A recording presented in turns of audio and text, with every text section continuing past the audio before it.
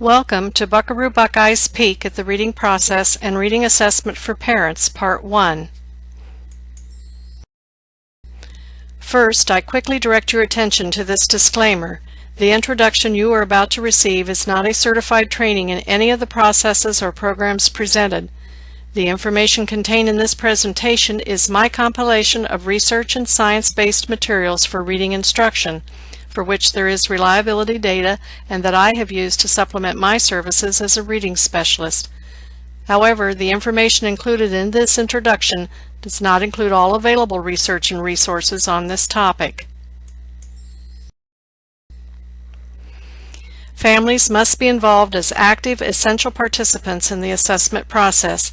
Family involvement in assessment is inseparable from curriculum, instruction, and learning. What does this involvement look like? Parents should be knowledgeable about assessment. Families should be active participants in the assessment process. Family involvement in the assessment process includes learning more about reading and writing. Today we will focus on the brain and the reading process. What does this look like, you ask? Everything we see, hear, taste, smell, or touch has to be processed by our brain.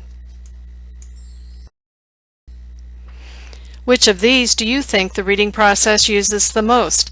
Eyes, ears, nose, mouth, teeth, lips, tongue? If you answered all of them, you are correct.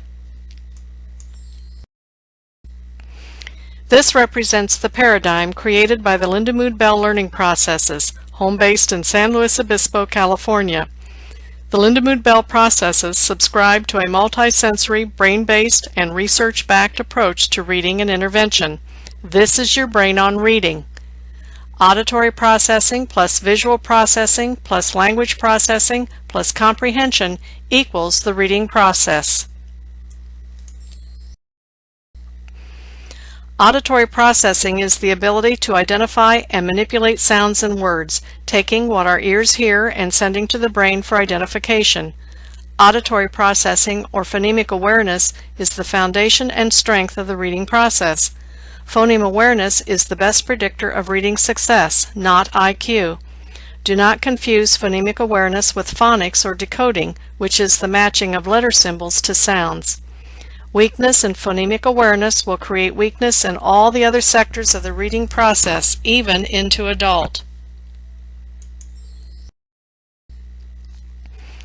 The next sector of the reading process is visual processing. Visual processing is the matching of letter symbols to letter sounds. Visual processing is more commonly referred to as decoding or phonics and breaking the alphabetic code. Symbol imagery is the strength behind visual processing. Symbol imagery is when the eyes send the letters they see in print to the brain, where they are held and compared and matched to the appropriate sounds. Then the sounds are blended together into the word by the brain and then returned to the reader to match what the reader sees as the word. The more rapidly and accurately a child can decode, the better their fluency rate, and the better their fluency rate, the better their comprehension. Visual processing also includes sight words. Sight word mastery is the instant recognition of words without having to sound them out first. Sight word mastery is essential because there are many words in the English language that do not play fair by the expected sound rules, or referred to as expectancies by Lindemood Bell learning processes. We just have to know these words on sight. For example, the words though and through and round and would, the OU letter pattern has multiple sounds. The word come for the silent E at the end of a word, which we expect to signal the preceding vowel to say its name. Or the words ate and height for the EI letter pattern expectancy that when two vowels go walking, the first one does the talking and usually says its name. Language processing is vocabulary development and recognizing the structure of language, such as the parts of speech, identifying prefixes and suffixes, punctuation, and use of context, which is using the words around a word to both identify the word and determine its meaning. Language processing relies upon word attack skills. This includes knowing common expectancies like two vowels go walking, signal E, digraphs or diphthongs, as well as knowing the exceptions such as Y can say the sound E like in the word city or long I like in the word my. Language processing aids in the ability to process print at a fluent rate of reading. Fluency is not speed or how fast you can read. Fluency and reading rates vary per individual.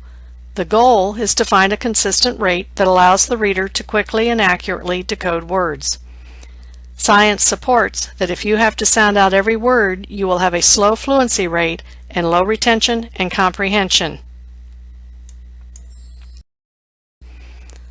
No one sector alone supports reading success. Strengthen all three sectors of auditory processing, visual processing, and language processing will build the greatest strength for the ultimate prize to reading, which is comprehension.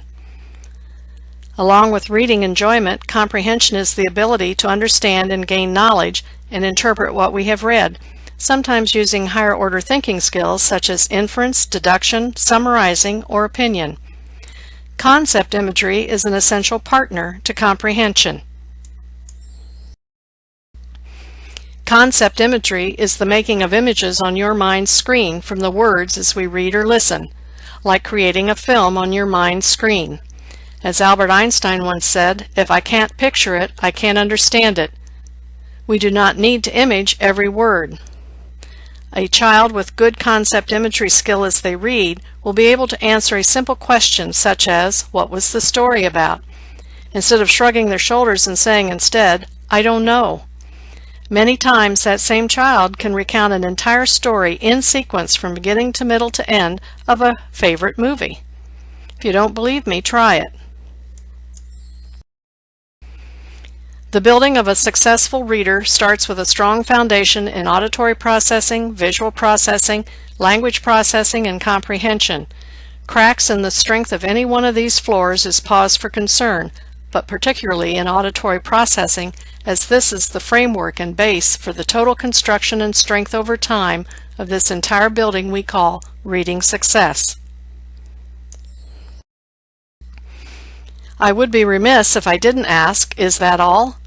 There are other brain functions that contribute to reading success and mastery of the foundations to reading.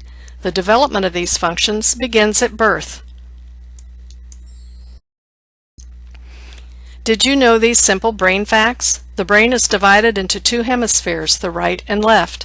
The hemispheres are divided into lobes. These parts of the brain work together to help us perform everything. They enable us to speak our native language, learn new languages, play, identify our families, remember our childhood, and much, much more. Learning is differentiated in the brain. This means that many areas of the brain are used for doing things, such as reading. For example, it used to be subscribed to that one area alone was responsible for something such as reading. Not so. Reading requires the ability to jump back and forth from sphere to sphere, or bilaterality. Neurons create connections and pathways as we learn, and there are over 100 billion neurons available for information transmission. Don't forget the importance of developmental stages. Your child forms 50% of the main learning pathways in his brain in the first 5 years of life. About 30% more is developed before age 8. It's not the number of brain cells that determines usable intelligence. It's the number of connections that are made between those brain cells.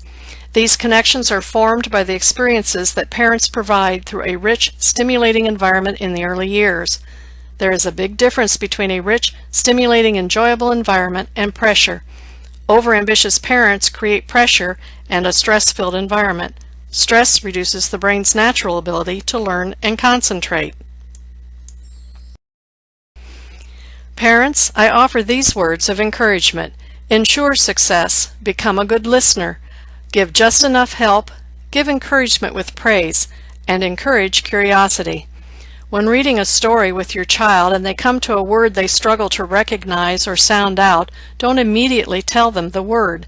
Ask them to get their mouth ready to say the sounds for the letters they see, or ask them to identify any sounds they know as they work from the beginning of the word to the end.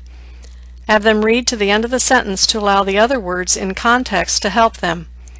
If it is a sight word, have them make a 3x5 card with the word on front and a quick drawing for meaning on the back, and then have them flash through these cards every day until they instantly recognize the word. After 3 instant recognitions, the word is considered mastered. Put a sticker on it in reward. If they are very young, have them pair read the words with you. And not to be overlooked, Buckaroo Buckeye says, in closing, it is important to note the purpose of diagnostic screening is not to determine IQ, but rather to provide a learning ability evaluation. With focused treatments, everyone can grow and improve regardless of IQ, socioeconomic status, or primary language. Brain processing is inherent to all, and with proper development and exercise, everyone can achieve. Brain processing must be addressed through identification of good sensory cognitive programs. Reading programs by design are not the solution for struggling students. Before I go, Buckaroo says, until we meet again, thank you. And visit me at the web address listed here for more, or tune in to Buckaroo Buckeye is Nuts About Reading Part 2, the Reading Brain and Informal Reading Assessments.